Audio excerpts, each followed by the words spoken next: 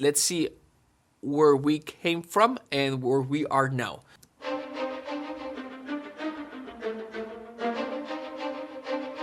It works, but in comparison,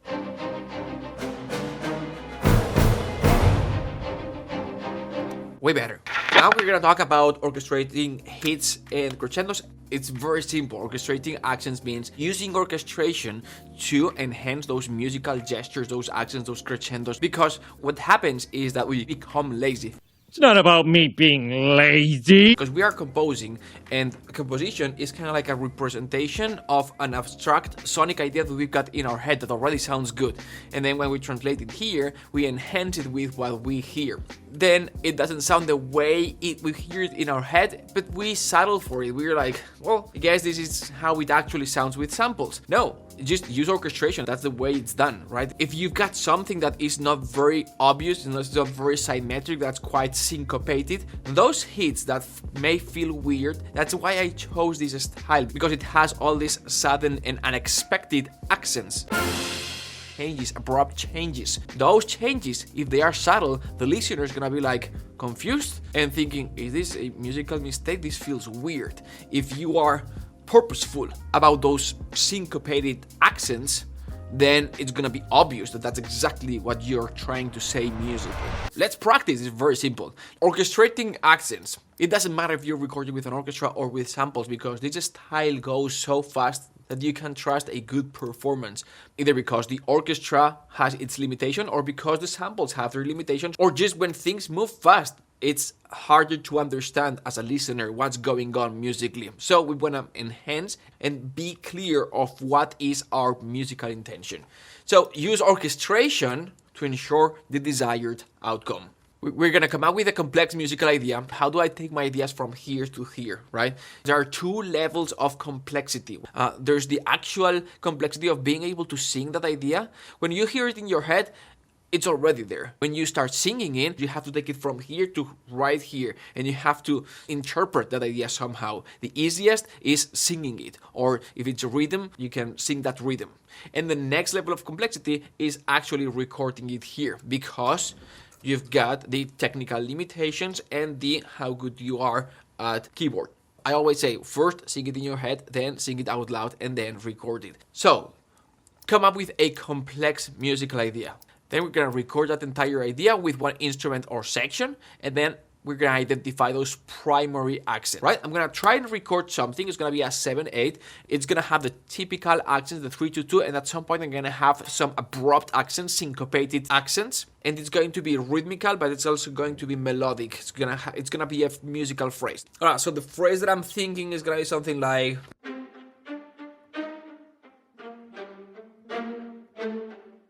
And to be able to record something like this, it's a little bit more complicated. I'm gonna slow down the tempo.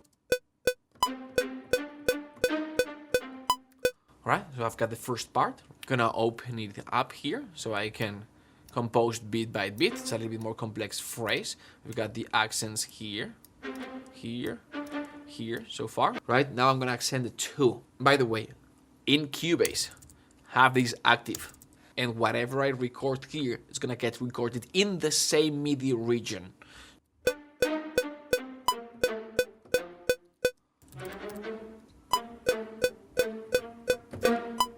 When we bring this up in tempo, what we have is.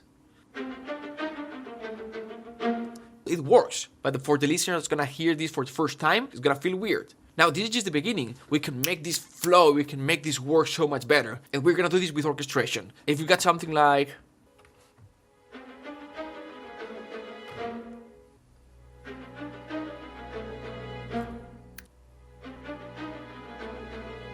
This could kind of work. If we wanted to keep it very simple, we could just have the cellos accenting these notes, and that's all we need. Let's give this a try. Let me just copy this from here to here. So I copied the violas to the cellos, and I'm gonna get rid of the non-accented notes.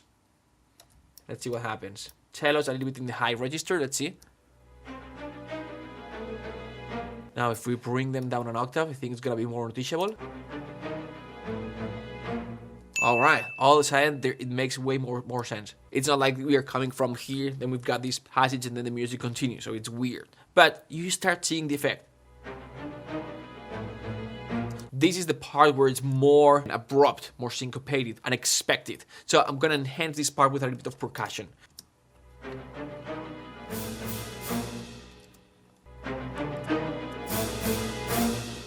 We are going to need to bring this down a little bit towards the end, so I'm gonna add a little bit of space. We're gonna have the snares doing the exact same thing in terms of rhythm.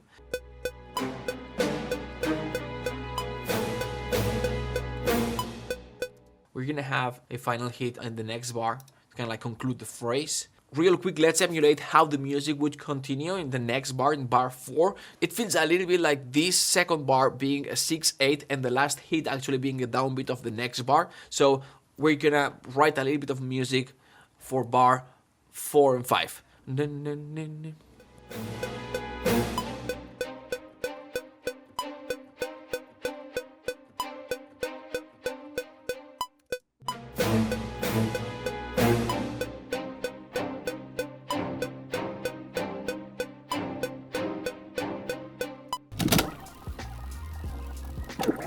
I just created a little bit of music before and after, so we kind of have like a steady, predictable rhythm. And then when we do all these changes, it feels abrupt, but it feels clear because we're orchestrating it for it to feel clear. And it sounds like this.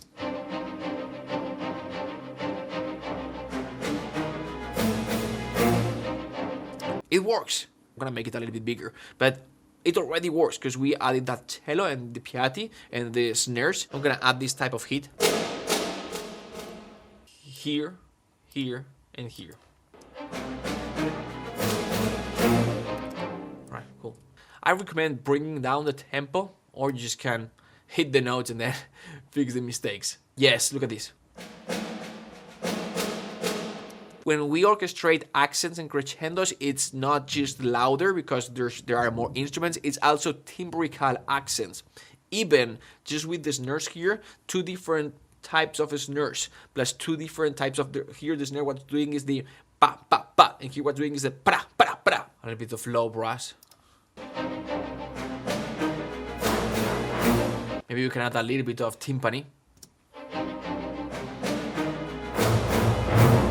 And then we're gonna have the Gran Casa Forte downbeat of the next bar. It's gonna be a different sound that we do not associate to the syncopated accents. That's right. Let's take a listen to the whole thing.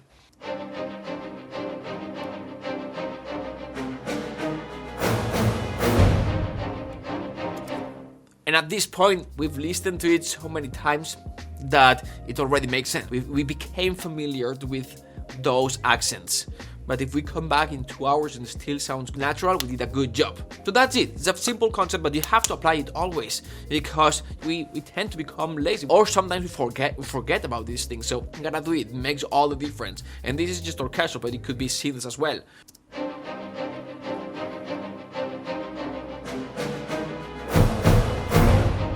This is this. This is the synth. Right?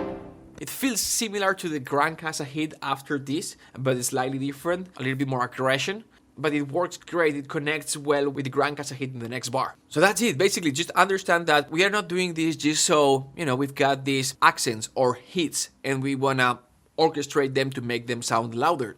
Yes, but not just that. We're also enhancing them timbrically. All the time we hear more timbres that enhance those accents or hits, and also positioning. We had the violas here, toco teke tike to tike take toko, and then we've got the cellos there, toco teke tike to ti bat bat ba, right? All the sudden that those accents became not just louder and timbrically more interesting, but also wider, and so with the percussion farther away, it makes those hits take more sonic space. Crescendo, same thing. I'm gonna do one. Let's do 4/4 here.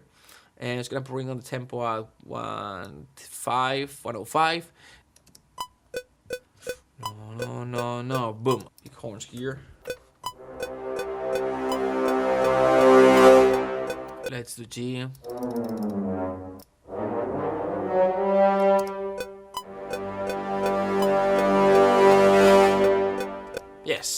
this could be like the kind of like the grand finale of something like this.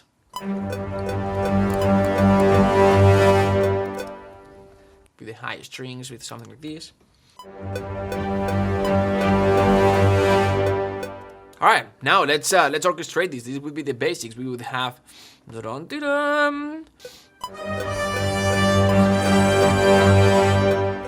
something like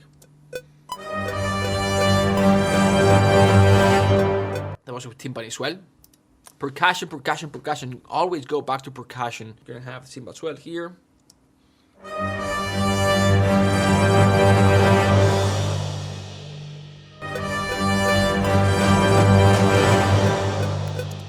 I'm gonna move this up here because are more like less precise, like pra para hits, and then here I'm gonna have the towards the end. And what I like doing with this is getting rid of expression and then re-record expression.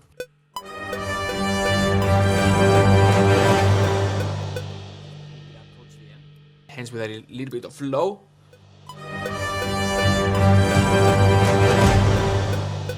And we're pretty much done. A little bit of pulse here.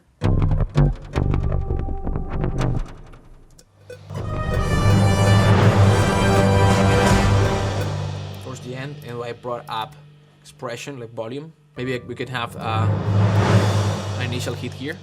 Right, and then we bring this down quickly.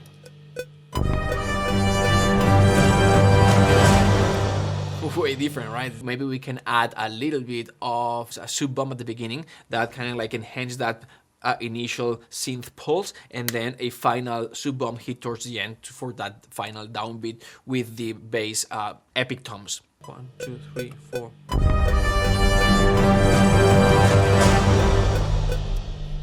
So this guy here.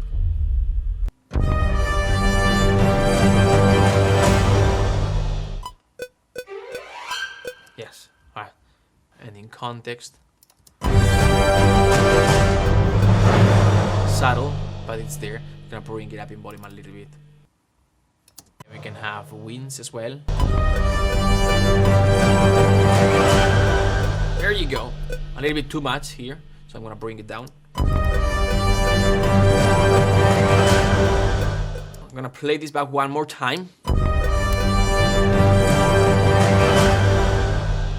Congrats! You watched the video till the end. Amazing! I put together my template. I downloaded the file and I uploaded it so you can download it for free. I'm talking about my orchestral template, meaning all the instruments loaded and how I've got it configured so I can put my hands on the keyboard and start composing. And not just that, but also my template is organized so it mixes the music automatically for you. So I added a link below, just click download, and also you'll be downloading lots of extra free stuff that I included in this kind of like bundle. The list of the libraries that I use, a mixing and mastering course that's usually paid, and I included this for free just through this link. Also lots of analyzed scores, Jason Bourne, Captain America, and so much more, Harry Potter, transcribed, analyzed, reduced, and then videos of myself kind of like recreating that style. If you don't read music, you can replicate the style step by step just by watching me. Alright, cool, that's all. Click the link below, download all that free stuff. Thanks for your time, thanks for watching our videos. You're one of us. Consider subscribing if you haven't already so YouTube reminds you whenever we publish these videos. We'll continue to do more and to bring value to the community. I'll see you in the next one. Bye.